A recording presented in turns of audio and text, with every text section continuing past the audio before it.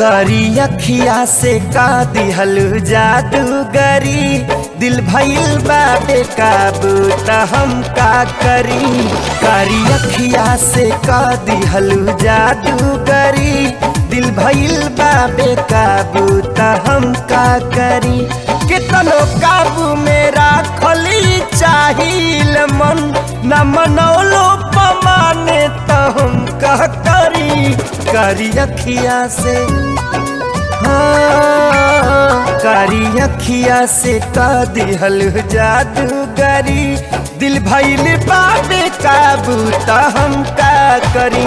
करी अखिया से का दिहल जादूगरी, दिल भइल बाबे काबू त हम का करी।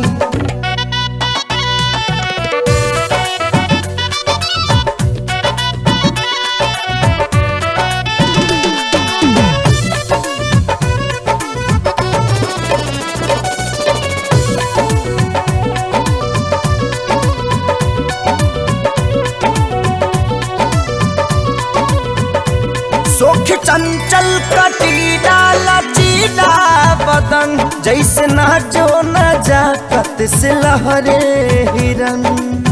भंवरा बनके तू रूपवा चुरा लेला, प्यार के ककहरा बढ़ा देला। तू मोहब्बत के रोग लगा के राजा, हमके अपन दीवानी बना लेला। तोरी अलहड़ी जवानी के अंगड़ाई पर, मन लुटा देहनी चेहरा के सुघराई पर। जान जातल न जाला हो, जान जातल न जाला जवानी के क्षण। खुशबू निकली त दिल तक पहुँचबे करी। कारी अखिया से का दिहल जादूगरी, दिल भइल बाबे काबू त हम का करी।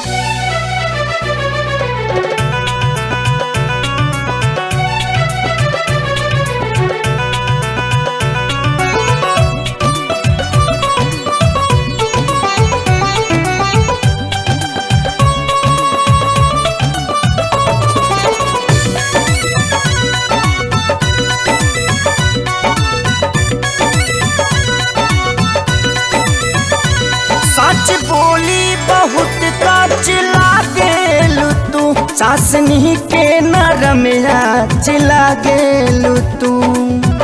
चांद सूरज से हमरा के राचल गइल बा, सबसे सुंदरता लेके हमरा के साचल गइल बा। फीका लागेला दुनिया के आठों अजूबा, हीरा मोती से हमरा के तरासल गइल बा। मन करे की नथुनिया के उठवा से तार, रस जवनिया के लिहती हम ओढ़नी उतार। होश बेहोश बेहोश बेहोश, होश बेहोश मदहोश पागल मन। जुड़ गइल बाटे जियारा त हम का करी। करी अखिया से का दिहल जादूगरी, दिल भइल बाबे काबू त हम